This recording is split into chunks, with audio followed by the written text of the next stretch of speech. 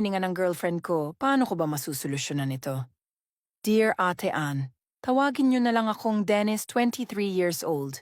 Isa akong deezer sa isang sikat na appliances brand dito sa Mindanao. May girlfriend ako, May ang kanyang pangalan, 6 months pa lang kami. Dati ko siyang crush nung nasa elementarya pa kami. Maraming nagkakagusto sa kanya dahil talaga namang napakaganda niya. Kahit nung high school, tinagurian siyang crush ng campus. Maraming nagkakagusto sa kanya. Pero nakapagtataka lang noon, Ate Ann, walang nagtatagal na karelasyon niya. Mahaba na siguro ang 3 buwan, naghihiwalay na agad. Kahit noong college na kami, marami pa rin ang nagkakagusto sa kanya. Kaya wala akong lakas na loob na lumapit at magpakilala. Lumipas ang ilang taon, hindi na ako nakapagtapos sa kolehiyo dahil sa kahirapan kaya nagtrabaho bilang isang deezer. Hindi ko inaasahan na makikita ko siya roon, mas nauna pa siya sa akin na huminto sa pag-aaral. Hindi ko alam ang dahilan pero simula noon naglakas loob ako na lapitan siya. Napaka-approachable naman niya, kaya hindi ako nahirapan. Nagpakilala ako sa kanya at simula noon madalas na kaming nag-uusap. Hanggang sa napalapit na namin ang isa't isa. Niligawan ko siya ng patago kasi bawal manligaw sa kasamahan sa trabaho. Sinagot niya agad ako at nagpanggap lang kami na magkaibigan sa trabaho. Sa unang buwan ng aming relasyon, hanggang holding hands lang kami. Pagdating ng ikalawang buwan ng mansari namin, nagkasundo kami na mag-check-in. At doon na nagkaalaman, Ate Ann. Noong hinalikan ko siya sa bibig, napansin ko kaagad niya. Pasensya na Ate Ann pero talaga. Tiniis ko yon kasi matagal ko na siyang gusto at mahal ko siya kahit parang nasusuka na ako.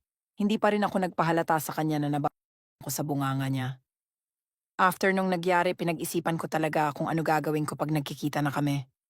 Kaya nung nagkasundo ulit kami na mag-check-in, bumili talaga ako ng 2 toothbrush at mouthwash, Ate Ane. Pagpasok namin doon, nilabas ko na ang binili ko sa ginamit ko na. Nag-expect ako na gawin din niya na mag-toothbrush at gagamit ng mouthwash. Pero hindi niya ginawa. Wala akong magawa, tiniis ko na naman ang niya. Naisip ko bagay talaga sa kanya ang pangalan niya na Mae.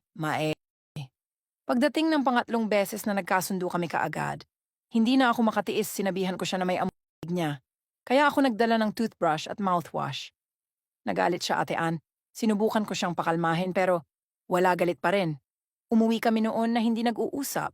Ilang araw ko rin siyang sinuyo kasi mahal na mahal ko siya.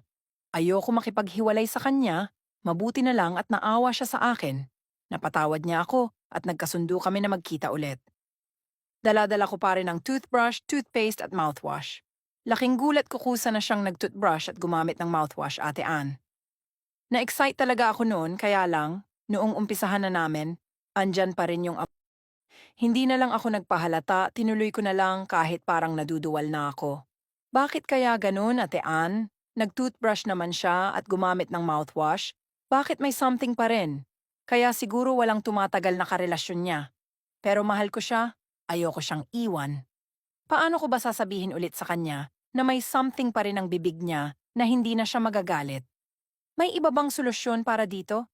Sanay, mabigyan niyo ako ng payo, salamat sa inyong pakikinig.